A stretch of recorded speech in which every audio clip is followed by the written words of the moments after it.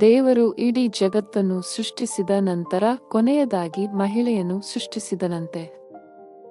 ಆದರೆ ಅವಳನ್ನು ರೂಪಿಸಲು ದೇವರು ಅಷ್ಟೊಂದು ಸಮಯವನ್ನು ಏಕೆ ತೆಗೆದುಕೊಂಡ? ಅವಳಿಗೆ ಅಷ್ಟೊಂದು ಸಹನೆ, ಪ್ರೀತಿ ಮತ್ತು ಕಣ್ಣೀರಿನ ಶಕ್ತಿಯನ್ನು ಕೊಟ್ಟಿದ್ದಾದರೂ ಏಕೆ? ದೇವತೆಗಳು ಮತ್ತು ದೇವರ ನಡುವೆ ನಡೆದ ಈ ಅದ್ಭುತ ಸಂಭಾಷಣೆಯ ಕತೆ ಪ್ರತಿಯೊಬ್ಬರ ಕಣ್ಣಂಚನ್ನು ಒದ್ದೆ ಮಾಡುತ್ತದೆ. ಹೆಣ್ಣಿನ ನಿಜವಾದ ಶಕ್ತಿ, ಅವಳ ತ್ಯಾಗ ಮತ್ತು ಸಮಾಜದಲ್ಲಿ ಅವಳ ಮಹತ್ವವನ್ನು ಸಾರುವ ಅತ್ಯಂತ ಸುಂದರವಾದ ಲೇಖನವನ್ನು ಈ ವಿಡಿಯೋದಲ್ಲಿ ಪ್ರಸ್ತುತಪಡಿಸಲಾಗಿದೆ. ಪ್ರತಿಯೊಬ್ಬ ಪುರುಷನು ಮತ್ತು ಮಹಿಳೆಯೂ ನೋಡಲೇಬೇಕಾದ ವಿಡಿಯೋ ಇದು.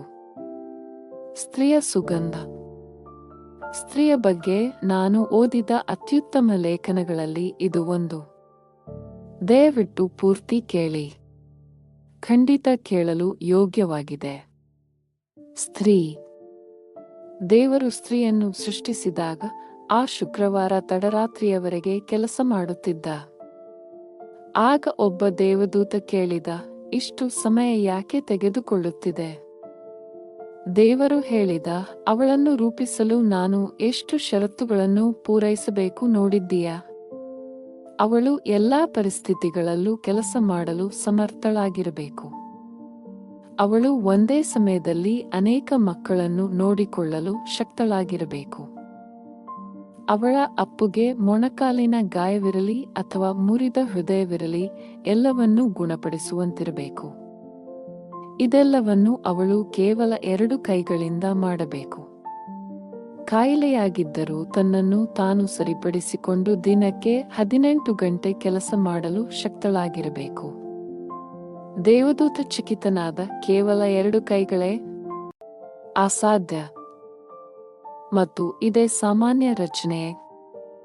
ದೇವದೂತ ಸ್ತ್ರೀಯ ಹತ್ತಿರ ಹೋಗಿ ಅವಳನ್ನು ಸ್ಪರ್ಶಿಸಿದ. ಪ್ರಭು, ನೀವು ಅವಳನ್ನು ತುಂಬಾ ಮೃದುವಾಗಿ ಮಾಡಿದ್ದೀರಿ. ದೇವರು ಹೇಳಿದ, ಅವಳು ಮೃದು, ಆದರೆ ನಾನು ಅವಳನ್ನು ತುಂಬಾ ಬಲಿಷ್ಠಳನ್ನಾಗಿ ಮಾಡಿದ್ದೇನೆ.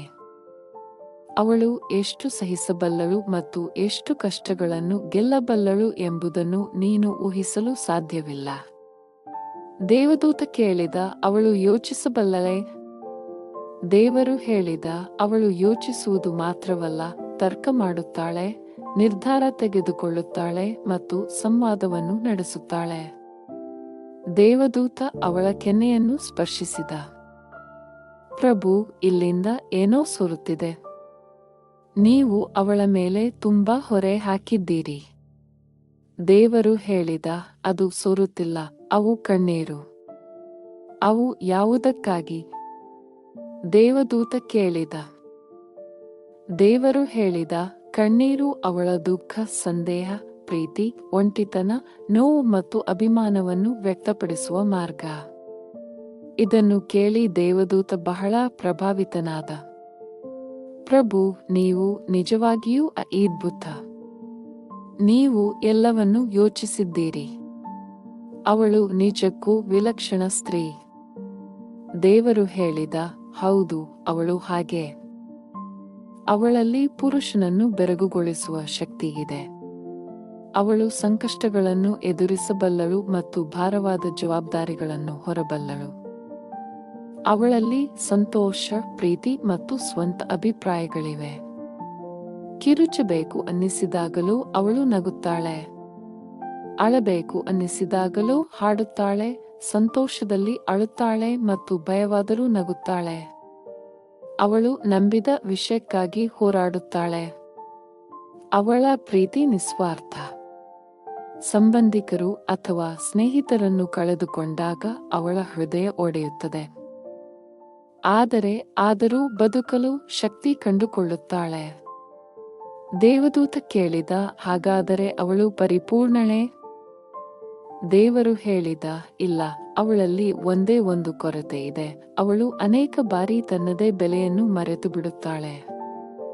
ನೀವು ಗೌರವಿಸುವ ಸ್ತ್ರೀಯರಿಗೆ ಇದನ್ನು ಕಳುಹಿಸಿ ಮತ್ತು ಸ್ತ್ರೀಯನ್ನು ಗೌರವಿಸುವ ಪುರುಷರಿಗೂ ಕಳುಹಿಸಿ. ಸ್ತ್ರೀ ಆಗಿರುವುದು ಅಮೂಲ್ಯ. ನಿಮ್ಮ ಜೀವನದ ಪ್ರತಿಯೊಬ್ಬ ಸ್ತ್ರೀಗೂ ಇದನ್ನು ಕಳುಹಿಸಿ, ಅವಳಿಗೆ ತನ್ನ ಬಗ್ಗೆ ಹೆಮ್ಮೆ ಅನಿಸುವಂತೆ.